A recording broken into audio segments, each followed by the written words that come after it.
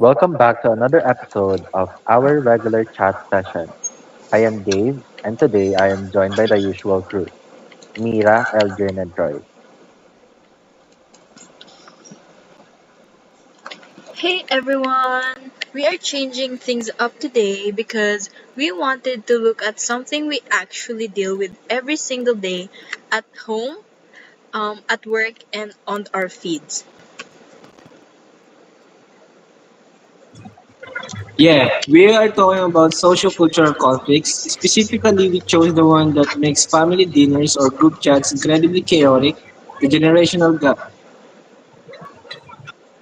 Oh, absolutely. It is the classic battle of different ages, different values, and honestly, completely different languages. Let us dive into it. So, to keep it simple, what exactly is a generational gap? Basically, it is the invisible wall that pops up when different generations just cannot seem to see eye to eye. It is not just about the age numbers, it is about how different eras shape the way we think. Exactly. Let's think about how fast the world changes now. Our parents grew up in a world where you have to wait for evening news or even write letters.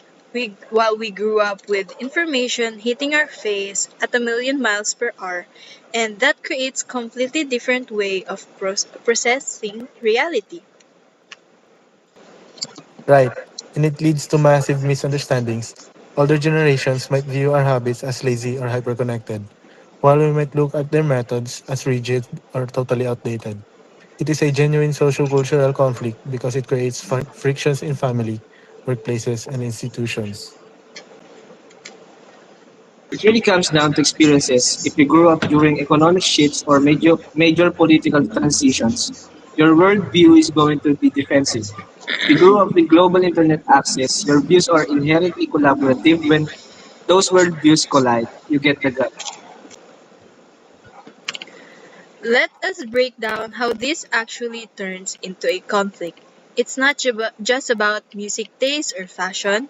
It shows up in major areas like our mental health conversations, career choices, and boundaries. Oh, the career one is huge. My parents always tell me to find a stable company, stay there for 40 years, and climb the ladder. But nowadays, that structure barely exists. Freelancing, remote work, and creator economies are completely valid paths now. But explaining that to an older relative is like talking to a brick wall sometimes. And mental health is another massive friction point. For older generations, talking up openly about burnout or anxiety was often stigmatized or viewed as a weakness. You just push through it. For us, addressing it is a priority. So when a younger person tries to communicate boundaries, it can be misread as disrespect or a lack of resilience. It is a clash of values. One side values endurance and hierarchy.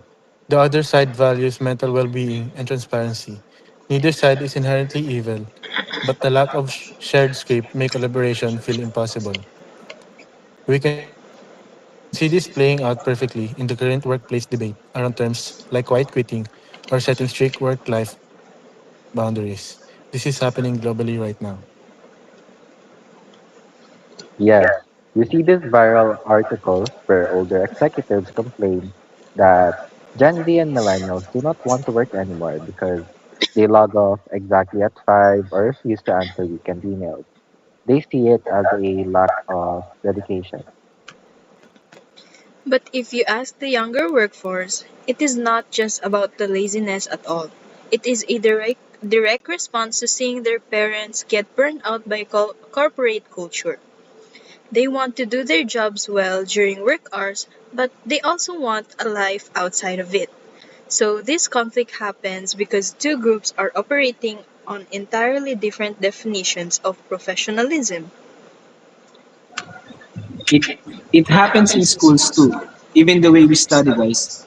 Using AI tools, collaborative docs, or digital portfolios can face skepticism from educators who believe traditional memory-based testing is the only real way to learn. It is a constant negotiation of validity. So, How do we actually fix this? We cannot just wait for everyone to grow older and hope the problem magically disappears. The next generation will just have the same issue with us. The first step is dropping the immediate defensiveness. When an older generations give advice that feels outdated, instead of rolling our eyes, we can try to understand the security seeking context behind it. And on the flip side, older generations need to actively listen without assuming younger voices are just complaining. I love the idea of reciprocal mentoring, especially in organizations. Younger people can assist older generations with digital fluency and modern cultural shifts, while older generation can share institutional knowledge and long-term strategy. It balances the equation. It is also about changing the goal of the conversation.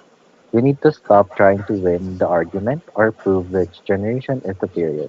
The focus should be on building a bridge where historical experiences meet modern innovation.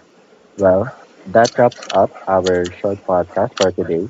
The generational gap does not have to be a battlefield. It can be a reminder that society is evolving. Exactly. Thank you so much for tuning in to our podcast. We hope this helps you navigate your next family dinner or group project with a little more patience. Don't forget to check out don't forget to check out our reference slide if you want to look at some of the sociology data behind generational cohorts. Catch you all in the next episode. Stay open, stay curious, and keep talking to each other. Bye. Bye bye.